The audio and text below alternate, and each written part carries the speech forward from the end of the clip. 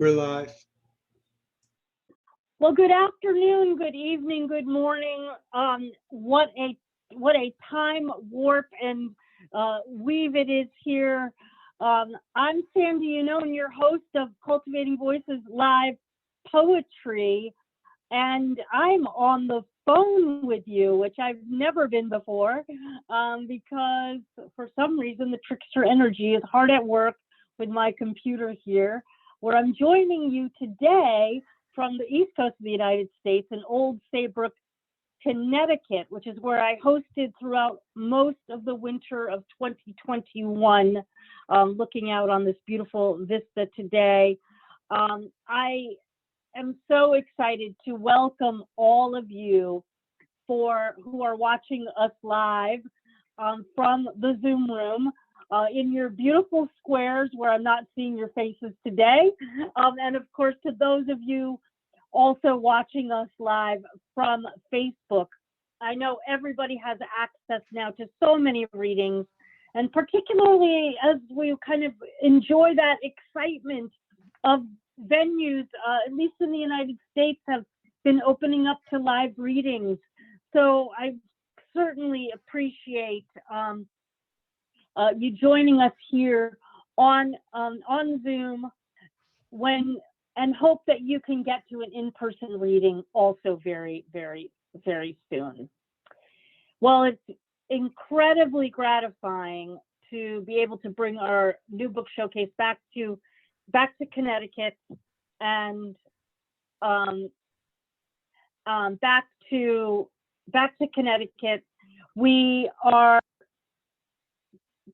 very, very excited to be able to help people launch new books, especially, and then some people who are on the cusp of having that first book, that we know they're on the cusp, which will be the case of our first reader today, for whom, when I heard him read, said, gotta have Ken Holland on the program, who's been working on a first collection. So really excited to have you join us for the new book showcase, and where we're able to provide this virtual venue with an enthusiastic audience. And I hope that you'll consider, purchasing at least one collection today from Theresa or Bob. Both are quite accomplished poets with numerous collections. A reminder to all of you that the chats are live in both venues, in Zoom and on Facebook. So please send all the love to our writers. Well, first up today reading, as I mentioned to you, is Ken Holland, who, if you've had a chance to hear Ken read, you'll know why we wanted to have Ken featured here on Cultivating Voices Live Poetry, because he is an award-winning poet, just as I said, on the cusp of that first book. Ken Holland has recently received both a second and a third nomination for the Pushcart Prize, and he's had work widely published in journals like the Tulane Review and Southwest Review. You've heard Ken on, you've also seen Ken in Rattle, again, one of my favorite journals, and if you can, take in the Rattlecast that Tim Green does. And he's been in a whole host of anthologies. When you Google Ken Holland, you see all kinds of ways that Ken has participated in literary citizenship as a poet and also as a reviewer of poetry collections. Ken has forthcoming publications or just recently out in Tar River, Confrontation, the Louisville Review, Crosswinds Poetry Journal, the San Pedro River Review, the American Journal of Poetry, Plain Songs, Sugar House Review, and Main Street Rag. And he lives and writes, and as I said, is just a wonderful poetry citizen, joining us today from the mid-Hudson Valley of New York. Would you all please give a very warm welcome to our first reader today, Ken Holland. Oh, wow. Goodness gracious, that was better than my poetry. Thank you, Sandy. Okay. Uh, Excellent. And unlike Sandy, I can see many of you, the faces live and the faces on the stop video, all finding our way onto this particular afternoon. So really greetings, everyone. Well, lucky you, instead of all poems tried and true, I'll be including a number of new ones, untried and possibly untrue. We're still close enough to the 4th of July for this first one. It's called All the Pretty Girls. The sun's barely had a chance to grab hold of the sky, but already pounding heat into the air. Fireworks last weekend where some kid offered up 2 of his fingers like blood sacrifice. His friends chanting, "Holy shit," and only one of them with the presence of mind to look for the missing flesh, which he failed to find. It was just too dark. Maybe it's the sun slowly igniting the dawn that brought this back to me. How, for all the speed of flaming gunpowder, the kid may have witnessed the event unfolding like a first kiss, where time breaks down and lingers, blind to its own intent, until pain snapped on like neon and shock lit the kid's skin in pale yellow fluorescence. It took him 16 years, 4 months, and 12 days to hold that Roman candle the way he did. And just before it all went wrong, there would have been a space where he could have counted off 10 seconds on his fingers, and then a space where he could still have counted 9. I have little doubt the heat slipping into my skin this mid-July morning is the same heat the kid feels in his phantom fingers, and how what he wants to hold on to is just that much harder to grasp against his body, the way a pretty girl will turn her head, then turn it away. So I also only just realized this next poem itself has a, thank you, has a passing reference to the 4th of July. It's called Pull the Visible World. Pull the visible world around your shoulders. I know your mother died and took her beautiful cliches with her. I know your father died, and for the love he instilled, you forgave him his bigotries. Pull the visible world around you.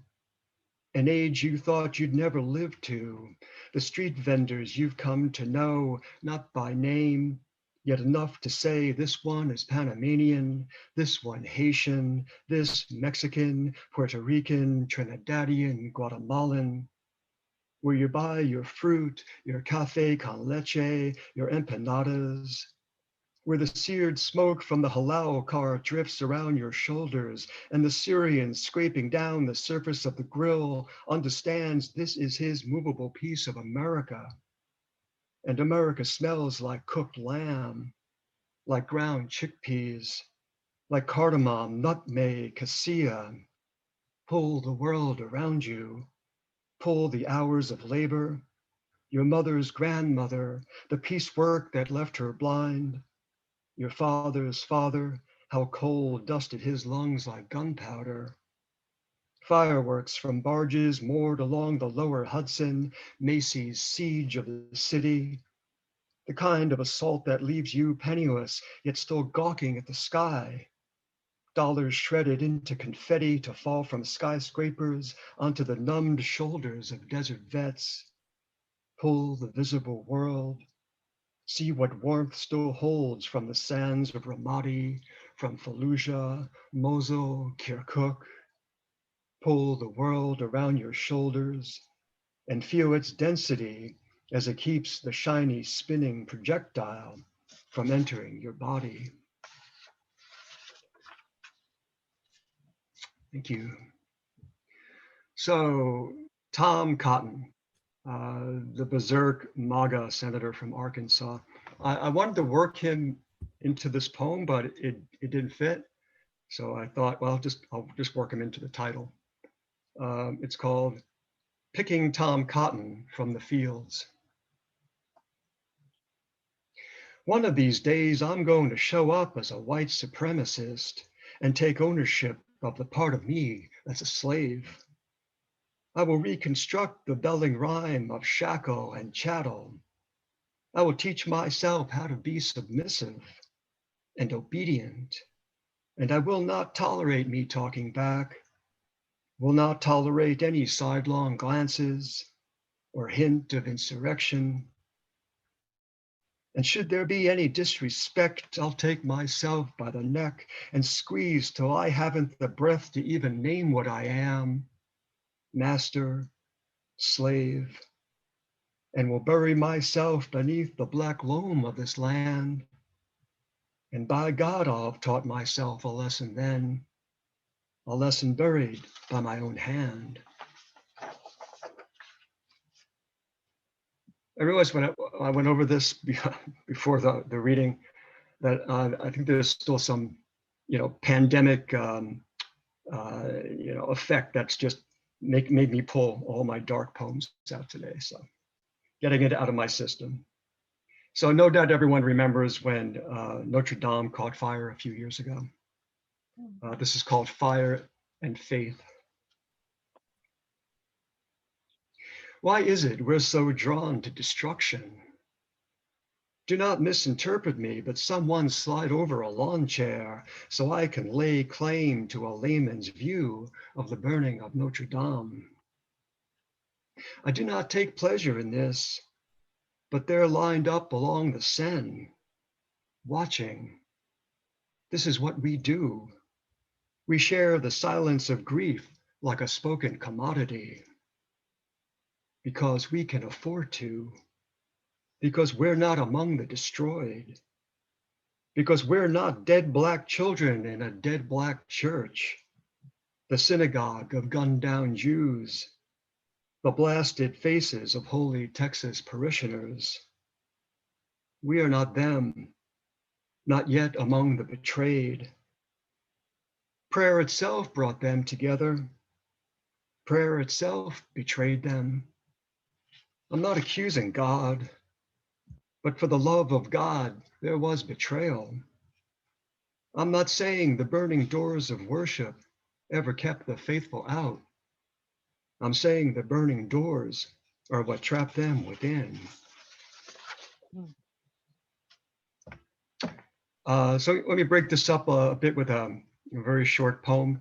It's written after the style of Tom Hennon, if you're familiar with his poetry. All his poems actually that I've ever read are short, and they tend to mix like metaphorical nature with philosophy. So again, very short. It's called Thoughtless. Night is tethered to the dock. The wind has risen just enough for the night to sway, to pull taut the line, then turns to float upon its back, careless and unconcerned, as if what lay between the lake and the stars wasn't its own immensity. I love his work. I wish that was, I wish I met up to his own standards. This is called Breach. You're blowing black smoke out back of the car, the tailpipe like the thick nib of a fountain pen scrawling its toxic signature across the sky. On the right, you're passing through one part of the Western Apache Nation, while on the left, corporate America is looking to blast away all that heritage to get at the copper that lies beneath, the same copper that comprises the very wiring running up to your headlights. How all that illumination is sourced in the scarring of something sacred. And you know little enough of your own God, let alone someone else's. And when your mother asked you, do you believe? You said to her, in what? And was sorry for the sadness you brought to her eyes. Years ago, how the only indigenous claims you have on this country are the bodies you've buried beneath it. white skin, black soil, headstones that themselves claim baseless ownership to the land, though the names could never be chiseled deep enough to last. Everything returns to the earth, no matter what we pull from it, no matter how much the machinery digs into what's buried. Nothing lasts except the kind of myth you're not entitled to, which you couldn't possibly embody. Myth is ambiguous as the black smoke blowing out the back of your car. All that darkness burrowing into the darker breach of the night. Thank you.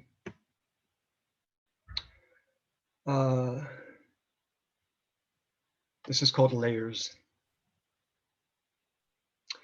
Camus wrote, "If one could only say just once, 'This is clear,' all would be saved."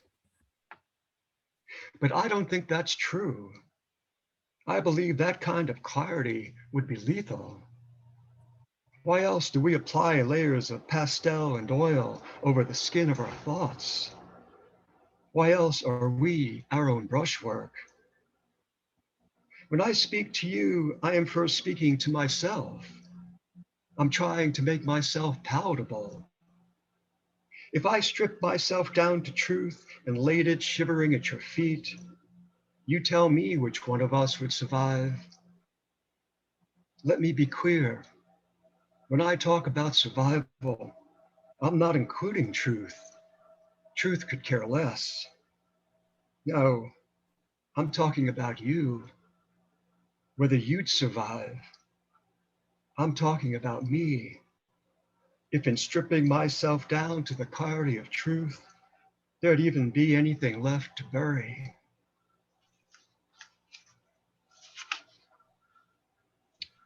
So I have this next poem and a very short one to end. And let me take this good moment of my 15 minutes to thank you again, and all the good smiles and the silent hand clapping. It's wonderful. It's called Flight. I hear the night-driven semis, and I'm counting them in my head like they were part of one great flock, as if warm-blooded with a four-chambered heart. Migration is no less valid for machines than for wildebeest or the displaced. I don't know why dawn doesn't come, just what its problem is.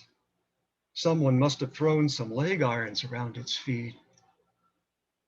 Turn migration inside out, and you get the word shackle. Someone somewhere has compiled the number of birds that streamline their death each year into the flashing beacons of power grids. All those false moons that are meant as warnings, but only to our species. Shackle any species and there is no migration, though no one's yet counted how many migrants have been walked back in shackles, bound at the wrist. Take a look at the shape of handcuffs. They're just another Mobius strip. Birds disoriented by human light send out flight calls that pull in other birds. The way a person drowning will grab another person's arm and pull them down to where air is too scarce for a wing's panic.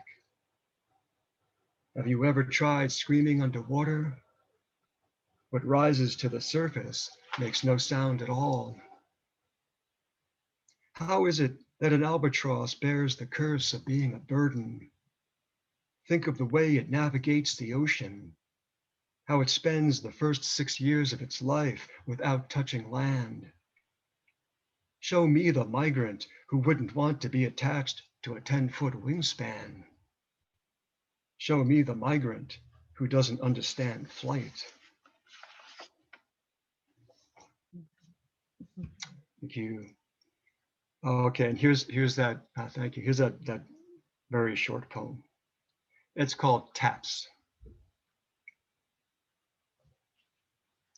Imagine God tapping at the window with one fingernail, gently. Isn't that a lovely image?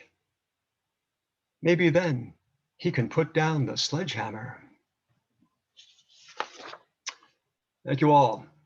It's been a treat. Thank you, Sandy. It's been great. Looking forward to on that is it Theresa or Bob might be whoever's next. Bring it on. Wonderful, Ken. Wonderful. Fantastic. Oh my gosh, what a great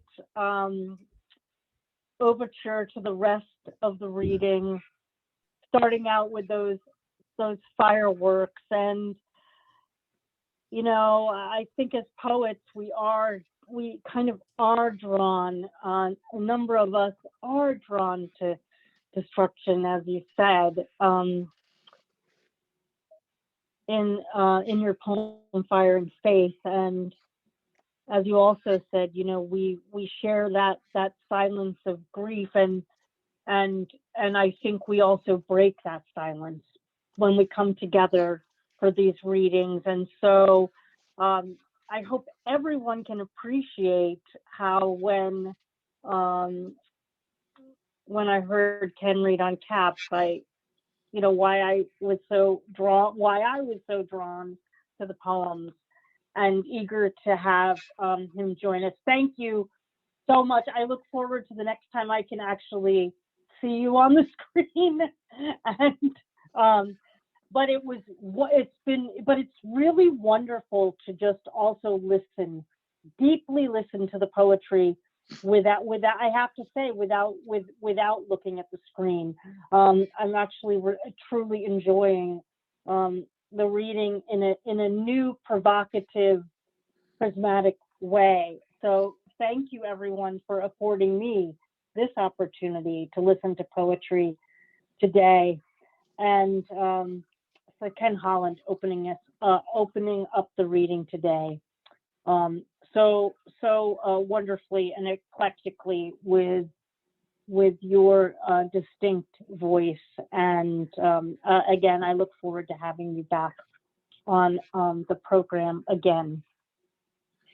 Well, our next reader is not a stranger to Cultivating Voices live poetry, nor to many of the other fabulous reading series that you all have, that many of you have attended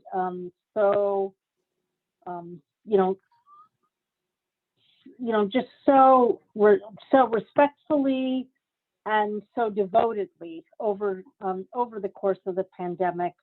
I remember the very, very first time hearing Theresa Gallion read at the Cactus reading series out of Albuquerque. And as with Ken, I was just very, very struck by the power of her voice, the absolute clarity of vision and message and image. And that first reading led to me hearing her read from her poetry, and then from what is now her new collection, The Scent of Love. And I never, ever, ever tire from hearing her voice or her poems, or just from being in a Zoom room with her remarkable energy. And here is the more formal biography. Theresa Gallion is a seeker on a journey to unfold spirituality in this present lifetime. My friends, you will hear it in the poems. Writing for her is an absolute spiritual exercise. I know today she's joining us from Taos, where she's in community with other poets. And true to her biography, her passions are traveling the world and hiking the mountains and desert landscapes of the Western United States. literally and figuratively. The land is certainly sacred, and also serves as her spiritual temple for reflection, quiet, contemplation. Here's something you may not know about her.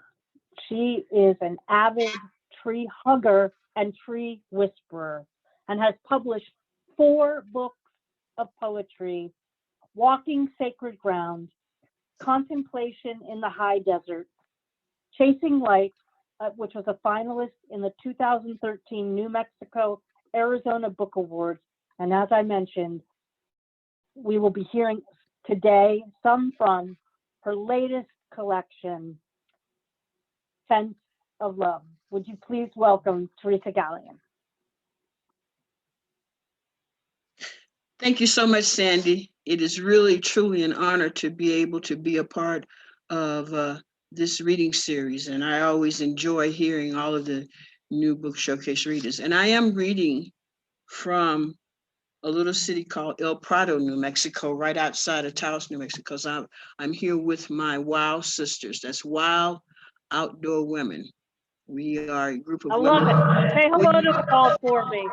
We meet every year for the last 9 to 10 years for our annual camping and retreat. And we hike and play and have a good time. And that's what we're doing now. Right now, I'm freezing to death in the theater in this mansion that we're staying in. It has to stay cold for the rest of the house to cool up. But it's a beautiful setting anyway. I'm going to start with a poem in honor of my parents, because the anniversary of my mother's death is coming up next month. And I've made great strides in my grief period. This poem is called Mom and Pops. I cruise by the house to eat Mom's cooking. She is happy beyond reason. From the living room window, I see him stroke my car windows with love, using the morning paper. Those windows sparkle, spit shine, love glittering. I see Mom out the corner of my eye with a smile from seventh heaven, watching me watch Papa as I eat her greens and cornbread. Pops has magic hands dipped in holiness, and Mom has hands of grace. No one ever could compete with a love like that.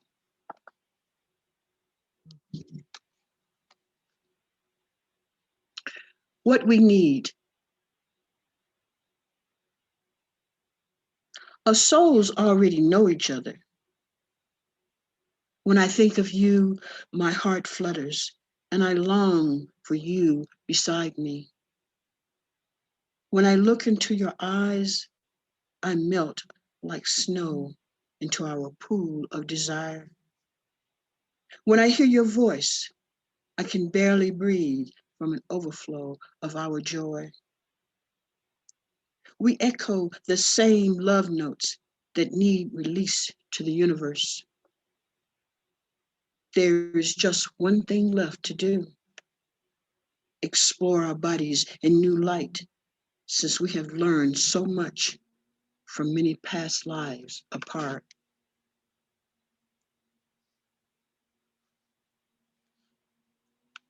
Merging. The full orchestra of my heart plays for you. Sitting here in the river, what bliss is this sound of water flowing from your lips, crushing me? The water rolls over my feet like a melody from your touch. I want to cuddle you here in this river now, merge with the water, bind my thighs to yours, swim in the reflecting pool of your body and feel your presence all over me. Wrap me in your bosom, and when I look up, your eyes make love to my essence, causing an orgasm from my delicate flower. I want to hold on to you and swim to nirvana, emerge naked, wet as one in eternity, because I surrender to your love.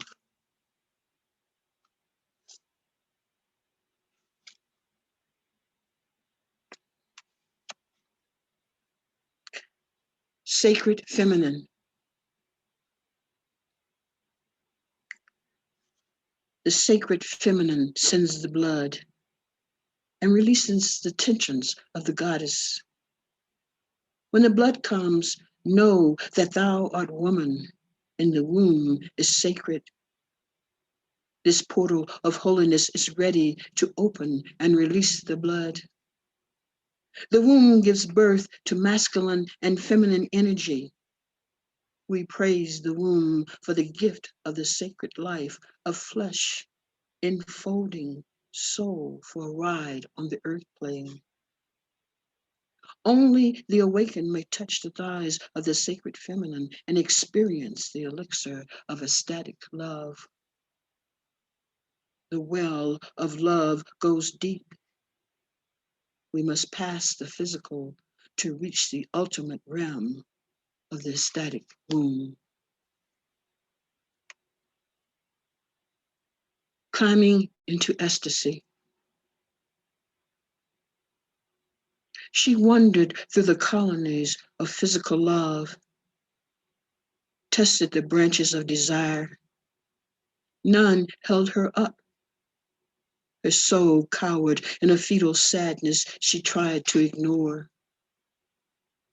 Today, she finds herself in the presence of the beloved who touches her forefinger. Her soul steps out of the fetal curl, moves toward the approaching light. Her body tries to resist, but the pull of love beyond the physical is impossible to reject.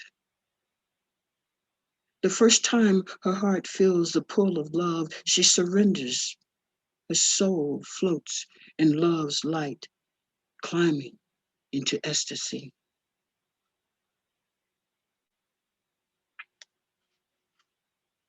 Earth love call.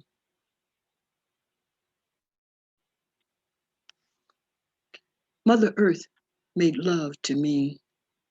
She kissed my lips with laughter. She shed tears to soothe my shoulders. She opened my eyes with a beauty massage. She allowed her trees to hug me with unconditional love. She commanded the clouds to dance for me to lift my spirits.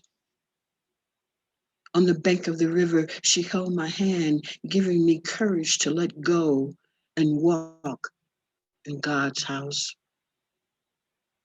Mother Earth made love to me. I stand in reverence before her as she pours the rain of rapture over my head.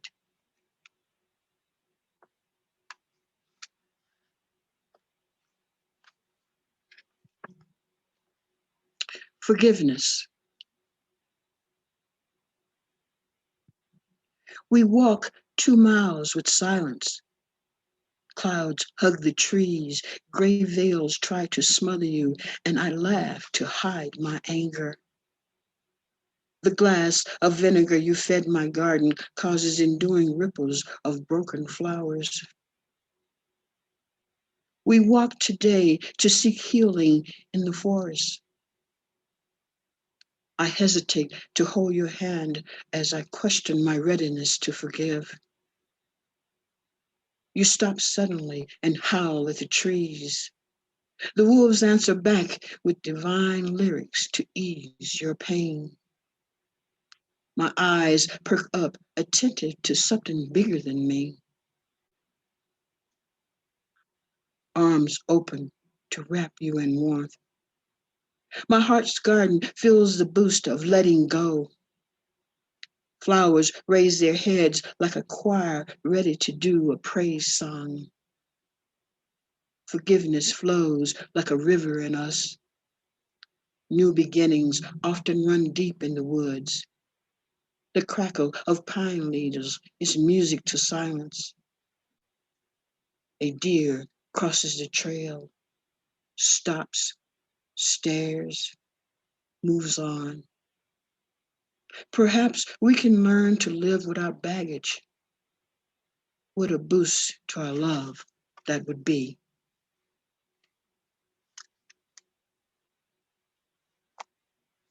Spiritual reminder.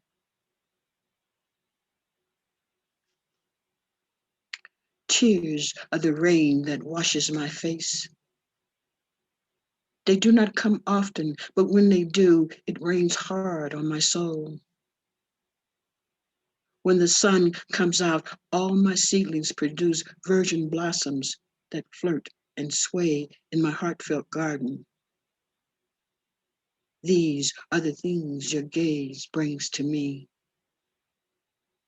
Then the wind breaks my heart in pieces, throws them toward the mountain.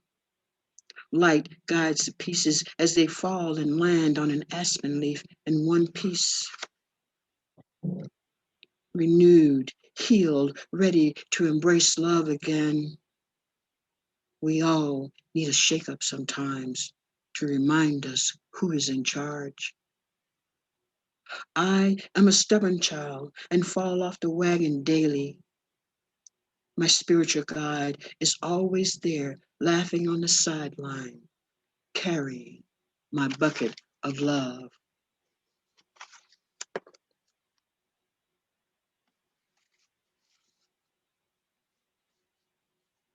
Flames burn for you. The theory of fire flames across my breast. It sings in your essence, making love in the embers of your arms and legs. The burn spreads around me.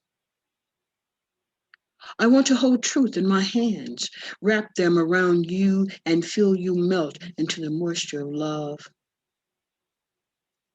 Let me drown in the eternity of you across lifetimes.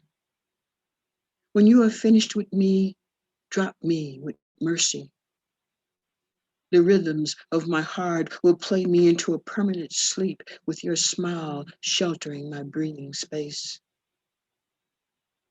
Complete surrender is the only way I may cross over to the next life to float against your light body. Everything is sacred, even the tainted must heal with a new coat of earth rubbed against its face. Now, you must be told, only grace lives in my garden. I want you, but cannot take you there. You are not ready to embrace holiness. It is still beyond your range of understanding. Everything you do must be in preparation to receive the sacred touch of divine love. I want to nourish you with my love embrace. Reach out when you're ready. I am here waiting for you. And the last piece I'm going to read is from the beginnings of the next book that I'm working on, with the working title of Spiritual Unfoldment, which goes into my deep introspective side. This piece is called Starting Over.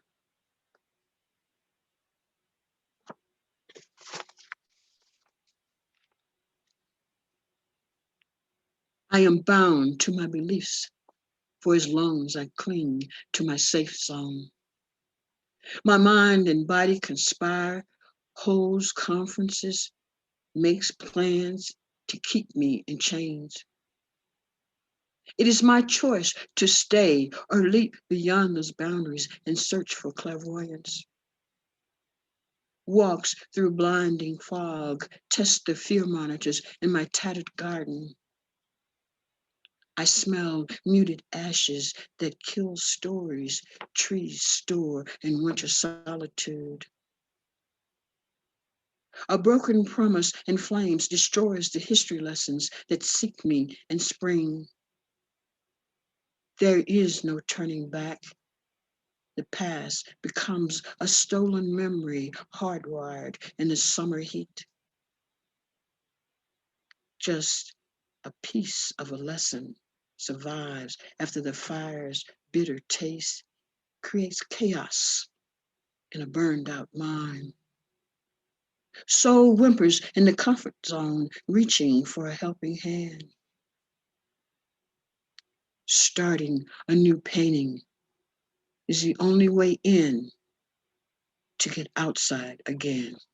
Thank you so much. Wow.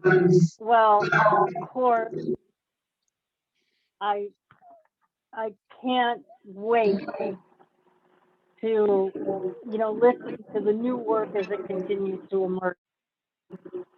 And of course, how to be able to hear you read from The Scent of Love and so many of those poems that really take, as you said, in one of the early poems, take so many shapes and forms, and to be able to listen to that journey of divine lyrics as it moves through and with all those shapes and forms.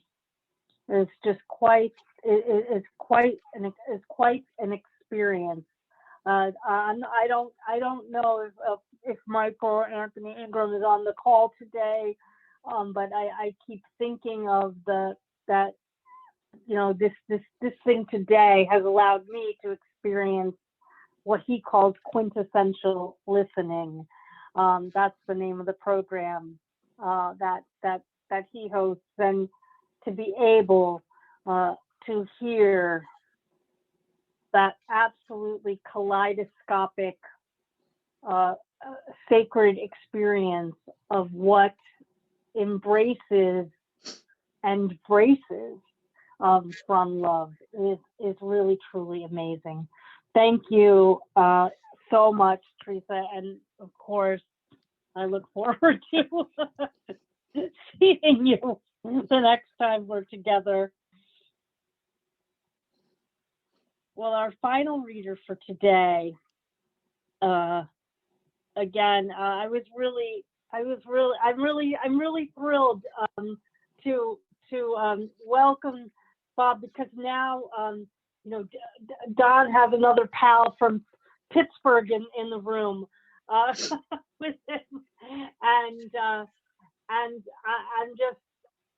just so thrilled to have Bob's voice and poetry that has been like so committed throughout the career of publishing, book after book, of the first full-length collection I'll talk about, and the latest book, but also devoted to the art of the chapbook and to publishing the individual poems, just that way that putting collections together is really like climbing a ladder. It's one poem at a time. It's one rung, one hand, reaching over each rung until you create a collection. And I'm so excited to hear the movement of the way that the poems move in Bob's latest collection, Fountain. Well, here is Bob Walicki's formal biography. Bob Walicki's work has appeared in well over 50 journals, including Pittsburgh City Paper, Fourth River, Stone Highway Review, and Red River Review, again, obviously among many, many others.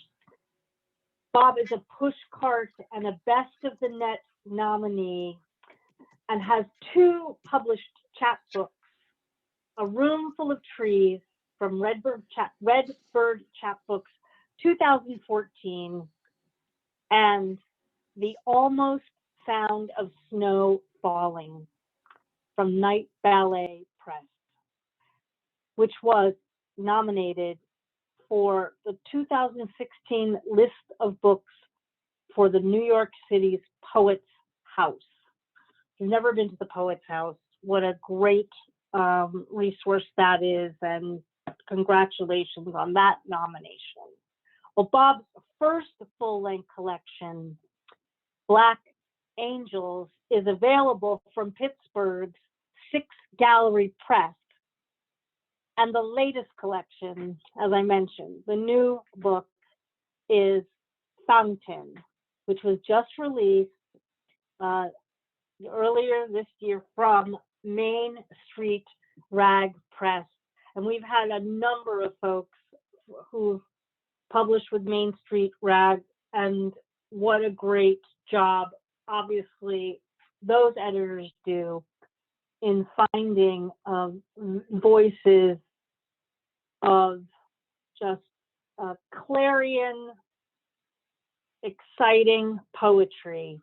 And so here we have another with us today from the great city of Pittsburgh, one of my favorites in the US, as well as one of my favorite publishers, Main Street Rag. Would you please welcome Bob Walicki and his new book, Fountain, to Cultivating Voices Live Poetry.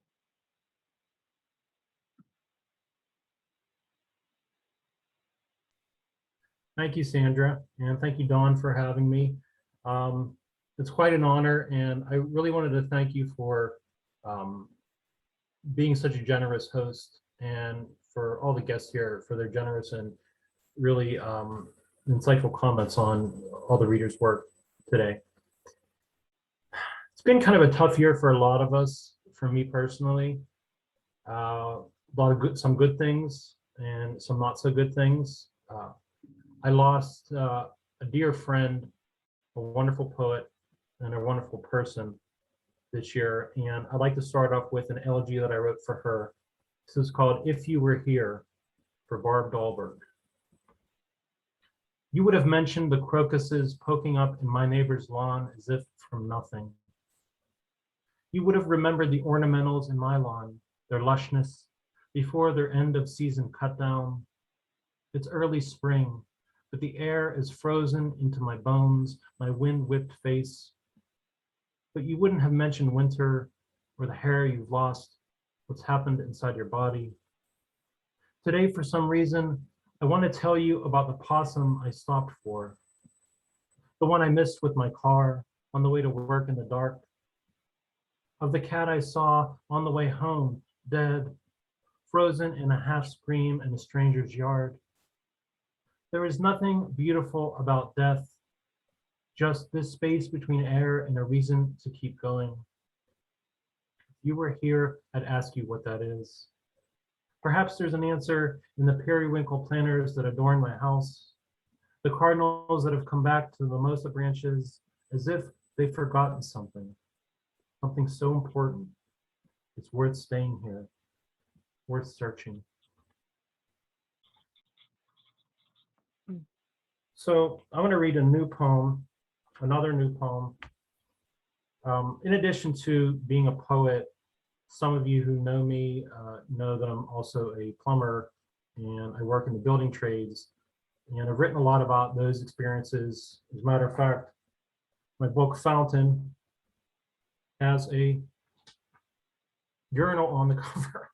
So, you know, in the tradition of Philip Levine, I write a lot about work. This is one of those poems. It's called The Fluttering. I'm stumbling out of the dark and back down again, winding out of the rutted valleys of the lawn, ass crack of the world, in broken roads, past AJ's crane and 100 other rusted necks, reaching for a sky I never wanted to know.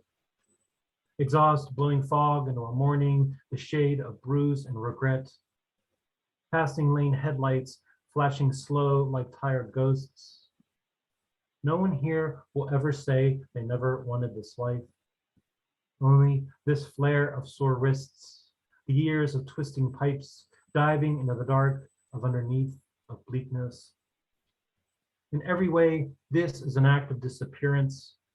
But this muted morning, The men from Local 27 are chatting about the weather woman's breasts, while outside, the air is losing its memory.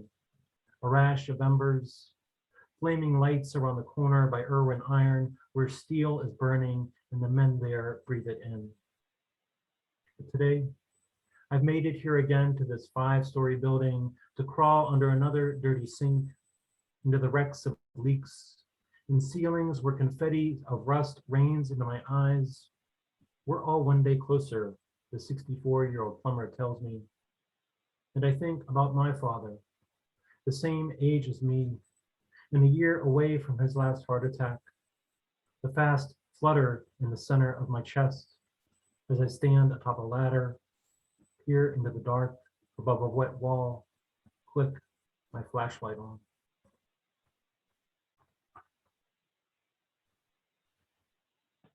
Right before the pandemic, I recently got a job as a plumber again, working at a hospital.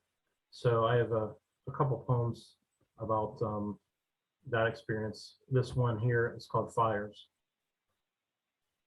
9 p.m. in the psych ward, and I'm passing through keypad doors, a taped sign that says, elopement risk, be cautious. And my mind drifts to forbidden love and that Robert Browning poem. But the only light here is lunar and cold in room 3311, where a woman ripped the outlets from the walls. We've removed her, nurse says. I've never seen anything like it, to do that with your bare hands. I'm smoldering, thinking of her fingernails, one wedged like a coin into the drywall, of my own hands seared raw with solder burns, the steel stud I rubbed past in the ceiling, reaching for black holes. And suddenly it's natural to imagine reaching into a wall for its sharp fire. Last week, on the plane trip back from Florida, before we landed, before we knew we'd be okay, the plane was shaking like a fever and the sky tumbling gray into rain, and I'm reading a magazine to get my mind off this. The page opening to the article on electricity in the body. How a person can put out 2,000 watts when sprinting. But how many for the sister screaming for meds when the night took down power lines, wet roads, the hospital flashing dark, tree limbs sparking? How many for quarantines and layoffs, for murder hornets and sex? Screaming our heads off at the Fish concert, guitar solos like transformers on fire. And what about the light switch at the real estate office? My mother sitting there, pen in her hand, her hair a frazzled wire. And how much for the lamplight we left on in her empty house, for driving away, the U-Haul and the windows stripped of everything, the way the sky broke down on the way home before the rain, all that fracturing light.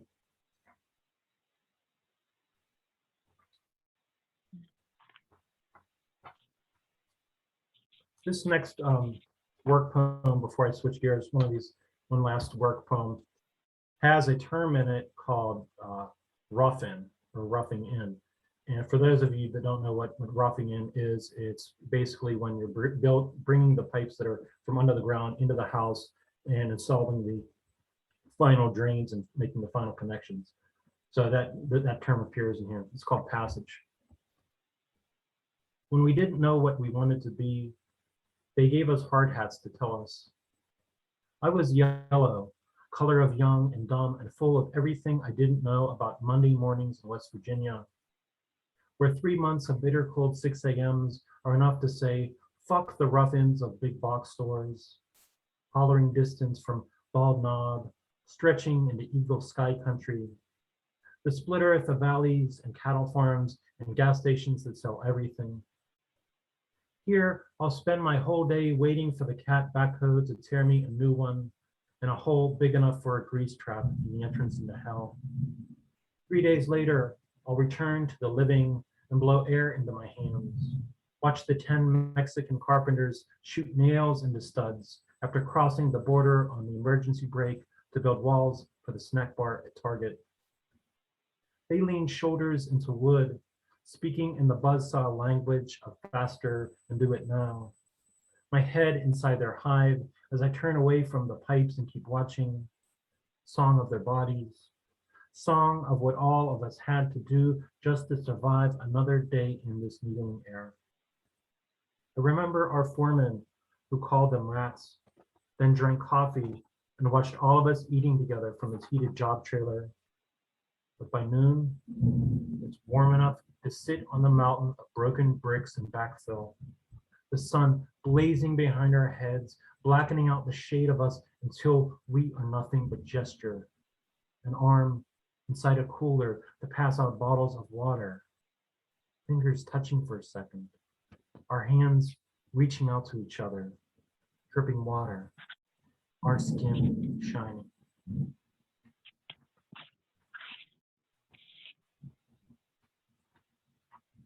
This last kind of a work poem I want to read. As I was leaving Florida, we passed by this fruit and vegetable truck. I started thinking about other people and other work and the suffering of what others have to do to survive and to make a daily pay. And I did a little research on the field workers from this area, and I wrote this poem. It's called Keys. 160 miles between pavement and blossoming. 6 exits from flight 229, leaving Tampa, past the fire wheel blanket flowers and inlets fingering the flat brush. Gray highways bursting with roadside palms, the fruit trucks splitting the wind and carrying crates of guava, pineapple, heirloom, and the sweat of field workers, hands over the eyes and the sons of Bradenton, Arcadia, Coreopsis bursting wild from the roadside beautification program. Dove-tailed leaves, the shade of sun-washed celery, wrens, grackles, and the average birds of a hidden life, singing into the empty. Windows down, I'm waiting at a light in the morning heat at the turnoff for the tomato fields of Immokalee, thinking of the heavy barrels of reds and greens, shoulder busheled and spilling into the truck beds as the men yell pendejo or cabron at each other, asshole and bastard, laughing. We pull out under a raw umber sky while small engines roar overhead, low enough to spread eagle the field workers in shade. A sheen of rain spitting its pesticides down over their heads, over their endless reaching and bending. At liftoff, the palm trees are already growing smaller under a plane's wing. Highways becoming small gray tongues as I pull up the article chronicling a day in the life of a tomato worker. 4:30 a.m. Prepare lunch in your trailer. 5. Walk to the pickup lots and wait for work. 6 a.m. Take converted school bus ride to the fields and wait for the dew to lift. Don't touch anything. Remember, you haven't been paid yet for any of this. 9. Start picking. Each bushel is 32 pounds, 50 cents worth of wages or more, depending on the speed of your picking. 12. Eat fast with your hands soaked in pesticide. Return to that smoldering sun, burning the rest of your minimum wage day down. 5 to 8. Wait in the pull-off for the lights, for the school bus to arrive. Take the nameless road there and drive. Stir gravel dust into the air like a prayer. 9. Get out in the dark. Drive the rest of the way home.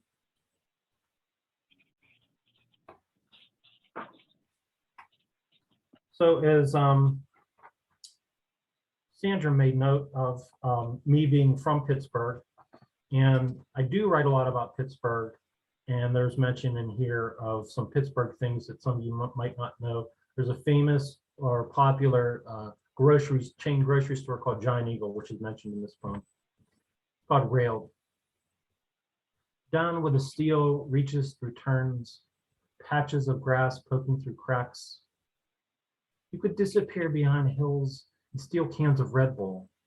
Go running the railroad home behind Giant Eagle, next to shores of washing machines and beater cars, past the bluffs of mud, embankments of the Allegheny, and the waters of steel, where I watched tide split the gray with its stinking darkness.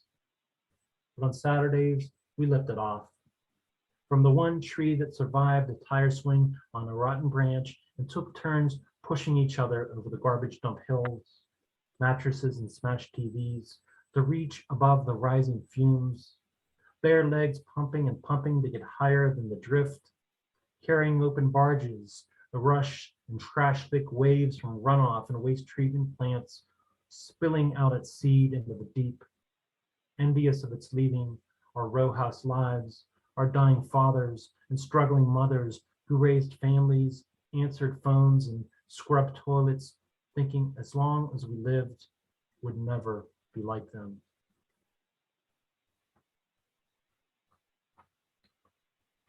A couple poems. I started writing. Family was sort of like my wellspring when I was writing a lot about, and this is a mother poem called In the Beginning. In the beginning, there were 50-foot pines and a spike plant, Our Lady of the broken cobblestones, and a path to her house, splayed with needles and the plastic grotto she came with from Rite Aid. My mother's backyard is a pilgrimage to every dropped leaf and seedling, pizza flyers and tinsel still taped to her railing from last Christmas. I'm selling her house over the phone as I steal one last look through her sun-flooded windows, the old bones of her hardwood floors visible from the street. My mother is on the other line, making time for me between Saturday Mass and the Domino playoffs. She's sipping Zinfandel at Sunset Crossing Apartments, where everything is becoming new again. The insurance papers she can't find, the name of the restaurant and her doctor's appointment lost in the fog of her previous life. In the one I imagined for her, I've just picked her up for breakfast at the ocean, and there'll be no medications to forget to take. No questions left unsaid about her tests. How much time she has left. I've canceled my vacation, so I'm sitting at home watching webcams of the Atlantic, boardwalk traffic, and the splash of current. I lean into my laptop screen. I can feel the shrapnel of shells against my feet, fragments of bone, immaculate as cracked pottery. Outside the restaurant, as I stand up from the table, my mother is speechless, staring at the shore. She's forgotten her fear of water, so she stands with me in awe of the crashing wall, all that wet pulling. And we're near that hotel, the one that sits next to the kite shop, with the eagle still tied off on the rail. And there's a song playing. It'll come to me. Just now, I can't remember. I'd like to end with a love poem of sorts in my wacky way, love poem. Theresa and Ken, beautiful poems. I was really moved by your love poem, so I want to end with this one. It's called Spooky Pizza Friday. Spooky Pizza Friday was what we called it, like a holiday or good sex. Something that demands a name, leaving you breathless with sweat and at least one good cigarette. This is Friday, but even before 7 a.m., we're sending texts. Can't wait to see you, or till this is over, covert as teens or spies. Inside the pink bathroom stalls in your office, at a light changing green, where I'm replying with red lip emoticons in my pickup to a chorus of horns, middle fingers sticking out of windows. But instead of go, I'm thinking of a 2-topping special and the coupon I left on the desk at home. The 30-minute wait at night for the passenger seat to get red hot, for the windows to get fogged up like a first date. But listen, I'm talking about food here. How the swirl of cheese slumps down the comforters of a spongy crust, pepperoni burning the cardboard air with the zest of its salts. I'm driving home from Fellini's Pizza toward the beginning of the story, where the plot is always based on true events. The road freezing, the unforgiving curves, slick patches I just miss. I can see my truck flipped over, my head against the dashboard, cracked windshield, wheels in midair, still spinning. But this is the Friday I have enough tread to recover. spin into harmless grass in time to make it home. The pizza is still steaming. I want to believe it's because we're so tired and we deserve the desert island of our couch. To be envious of our cats again, knitted together like scarves. Because for 2 hours, we can forget arthritis, the sister in the hospital, and walk into televised darkness.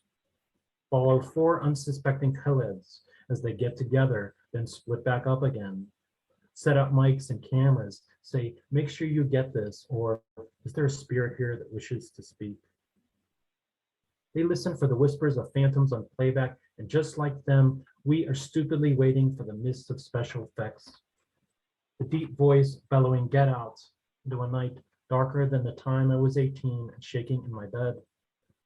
Old enough to tell a shadow or an open closet from the shape of a father who never came back.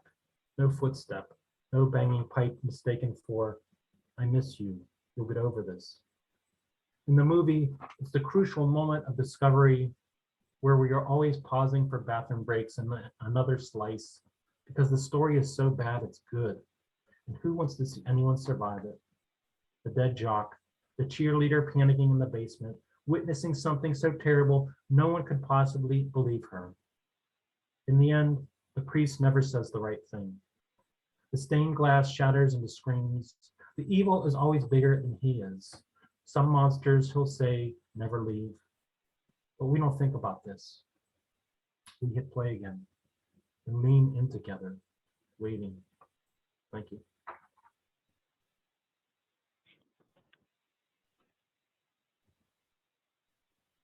Wow, what an absolutely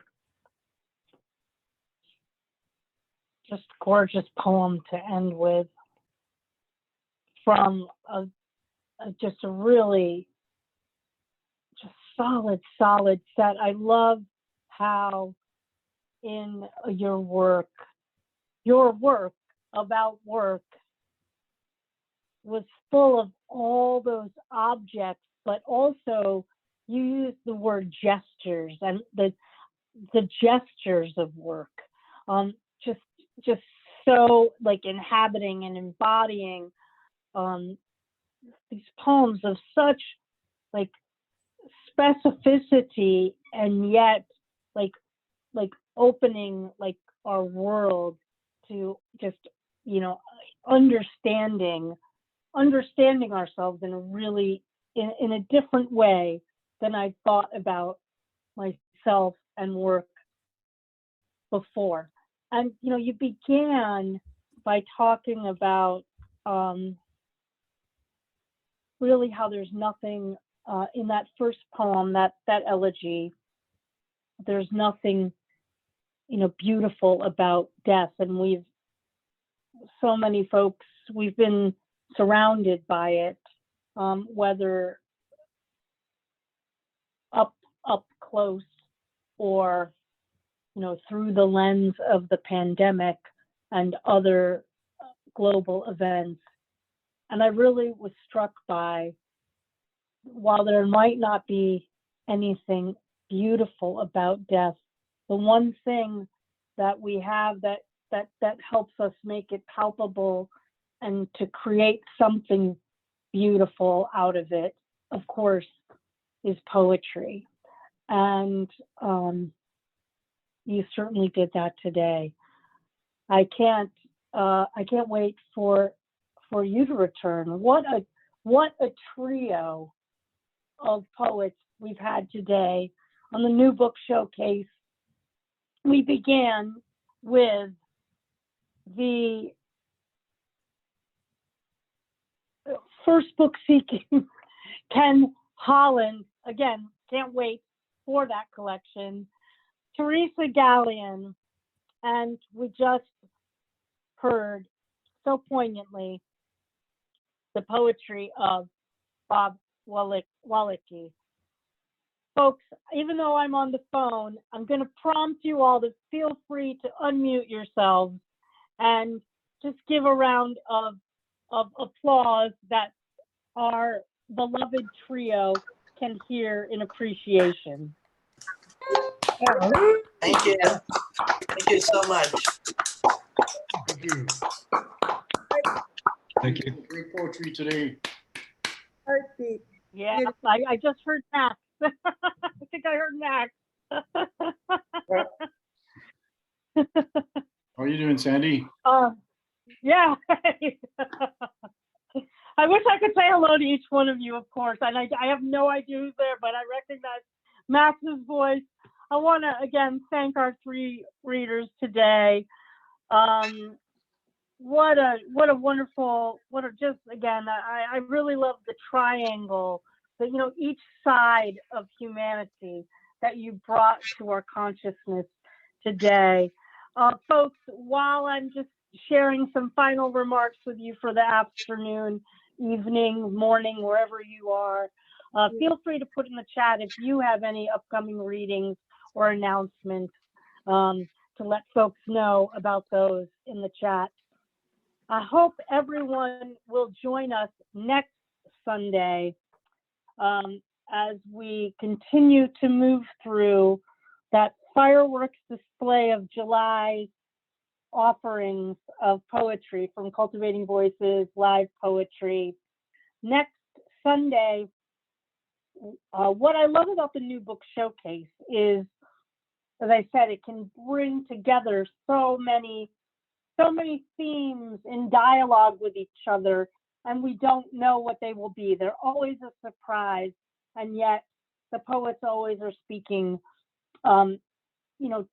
to each other in some unique combination. But next week we head back to our Poets Focus, where we look at a theme and focus on that, and include the live open mic. And so next Sunday, I hope you will join us for what I think is going to be a quite unique Poets Focus on the theme of translation. So we have 6 poets who are being featured. Kim Ports Parsons, don't panic. I have the names to share with you for our promos. But we have 6 poets who are translators from different languages. We'll be hearing from Peter O'Neill, who is a translator of Baudelaire. So we'll be hearing some French from Peter. We'll be hearing in the original French and in English. Nina Kosman will be joining us with poetry in translation from Russian. Carolyn Tipton will be joining us with some poems, her translations of her beloved Spanish poet. So we'll be getting to hear many languages. Pankuri Sinha will be joining us from India with some translations, and Olena Jennings and Ali Kinsella will be joining us with poetry from the Ukraine. So those will be our featured poets sharing poetry in translation in the home languages as well as in English. And we invite all of you out there who are translators or whose poetry has been translated to join us on the open mic following our featured readers. What I expect will just be an incredible carnival of voices in many dialects and in many languages, and from many places. So that will be next Sunday. And then we come back on July 25th for our new book showcase, and that will be featuring the work of Carrie Shippers, Tamara Salmon, Max Vanderstein, who's there on the call with us today, will be joining us from Canada. And why am I blanking on my final reader? Here we go. My final reader for Mary Gilliard, of course, also from New Mexico. So wonderful poets from across the United States and Canada on July 25th. That will round out the month of July. I hope you will stay with us these next 2 Sundays. And of course, I hope to be back with you live on screen next time. I did miss putting all my wacky comments in the chat box, but I'm sure all of you got all the love in the chat that you needed without my comments. A reminder to register for all of our readings on our events pages. Feel free to share them widely with your networks. We would love to have folks in our live audience as well as watching us live on our Facebook page. Thank you for joining us today. Thanks, of course, as always, to the indomitable Don Krieger, whom I looks like I'm going to get to meet in person for the first time tomorrow, which I'm very excited about. Thank you so much for you being our production wizard. And of course, for our graphics guru, Kim Ports Parsons, who also makes sure that those book links get out to all of you so that you can add to your fabulous growing collections of poetry. I've been closing out recently by just reminding folks that really our humanity depends on our deep listening of one another. And today I had a wonderful opportunity to deeply listen in a different way than I usually do by being here on the phone with you. Please take very good care of yourselves this week. Take good care of your beloveds. And of course, my friends, keep doing what you do so very well, which is writing that exquisite poetry that all of us are so fortunate to hear from time to time. That's it for today. I look so forward to seeing you next Sunday. Be well, and we'll see you next time.